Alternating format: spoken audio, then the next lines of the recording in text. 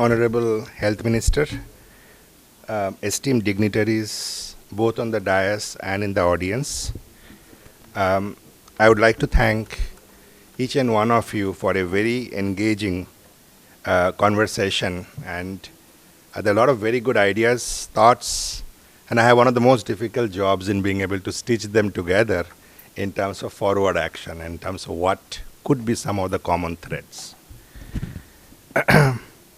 Sir, health is a very interesting domain from a NATHEALTH perspective. Maybe I can take a minute to share a story which brings things together for us. And who doesn't like stories? When we all were children, we grew up with the stories of kings, and once upon a time, long time back, there was a king. And the king had 3 sons. All the 3 sons were equally capable, and the question was, who is going to be the next king once this king passes away? And the king gave each of the sons an interesting challenge, and that challenge was, go and find me around the world the most magical thing that you can get. Whoever gets me the most magical thing is going to be the next king. So the eldest son went to one end of the world and he found a magic binocular. Whatever you wanted to see, think, you could see live on that binocular. The second son went and found a magic carpet. You sit on that carpet or stand on the carpet and say, this is the place I want to go. In the blink of an eye, you are there. And the third son went and found a magic apple. One bite of the apple, and it brings anybody dying back from death. So all the 3 sons, they came together en route back to share with their father. They have the most magical thing that they've gotten. They met at a place 24 hours away, and they're all excited that they have the most magical thing in the world. And then they meet and they say, they start arguing about who has the most magical thing. And they say, we are missing our father for a long time, let's see how father is.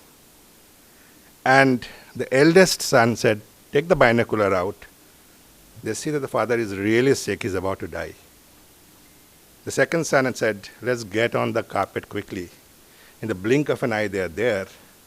And the third son gave a bite of the apple and brought the father back from near death. And now the father is alive in terms of who is going to be the next king. It doesn't matter who is going to be the next king. What matters is, if you think about the binocular as the diagnostic sector, if you think the carpet as medtech, pharma, the entire supply chain, and you think the providers, small, medium, large, as the ones who save with the bite of the apple and bring people back from death, real magic is created when all these 3 things come together. And one of the greatest innovations in India is really the Indian Rail. And what is great about the Indian Rail is it runs on many wheels, just like our health system. And you heard a lot of us in this room. We certainly have a lot of wheels in India's healthcare. We need more wheels and bigger wheels if we are going to take everybody in India along. But I think there's one fundamental principle of the Indian Rail, which is you have a lot of compartments, and some compartments have more amenities than the other. They have different prices well in this audience today. And I made a few notes, and I just want to quickly bring that to your attention. And maybe we will deliberate across this audience. We'll bring back a concept paper for you and see what we can do tangibly, along with everyone present in this room in Punjab. So the first point is really around creating more capacity for the state, which is quality and safe capacity. And that capacity can be created provided we certainly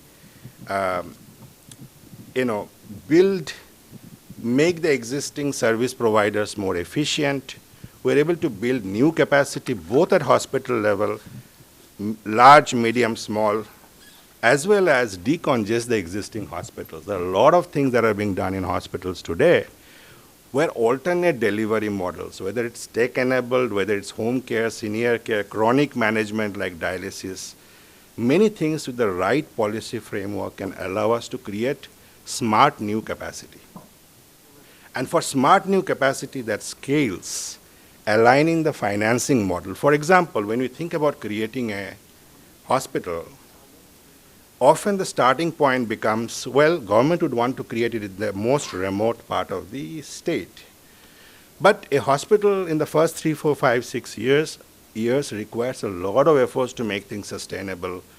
You need to be smart in the choices of, basing a hospital where there is feeder routes towards human resources, skilling. And we have developed some thinking around how to go about and choose those places where it's a win-win for government as well as for private sector, and what could be the supporting environment. So we have a bag, and we'll give our initial thoughts with you today before you leave, so it's something that we can start thinking together. So health financing, creating investable models as well as growing capacity smartly for both hospital and out of hospital, chronic care, home care, senior care is one broad area. The second big area that really resonated was this whole issue of improving the quality of medical education as well as building, multi-tiers allied health worker nursing education and bringing them together in a framework that can support this growth in the infrastructure and the capacity that you are planning, aligning that. And this is required because India has the location from where the supply for medical education or trained medical professionals come in India. It is highly localized in 6 to 8 states. The demand is really elsewhere in a very large way, and also outside the boundaries of India, there's a tremendous demand for it. So skilling, quality skilling, and ensuring there is smart deployment of the skilled manpower is a broad second theme that emerged. The third area, I think there's a lot of startups, and what NATHEALTH is trying to do is see in the digital universe, what could be an accelerated journey, and where's the role private sector can play to work with government to see there is a quicker uptick. And that's surely going to drive access, equity, affordability, and drive up productivity and quality. And we have done quite a few set of studies really to understand where the critical bottlenecks are, and some of them have to be worked with at a central level, but a lot of it can be really worked on a state level, for example. So one example of something like this is really the path towards digitization or regulations increasingly taking the role of digital path. Whether, it's a number of, acts, number of the regulatory landscape, I think it can become far more clear, far more transparent for both the regulator and the regulated if we adopt digital at a large scale. And the role of the startups, the innovators, the top one, there are 8,000 startups in healthcare today in India. Cumulative market value for that is close to $5 billion. And out of those 8,000, close to 500 to 1,000 are things that we typically within NATHEALTH monitor. And we have partnerships with whether NASSCOM, whether it's with TIE, whether it's others. And we'd like to see how industry and the startup universe can accelerate the digital trajectory. We heard a little bit about the opportunity for manufacturing, while the regulatory side of medtech is central.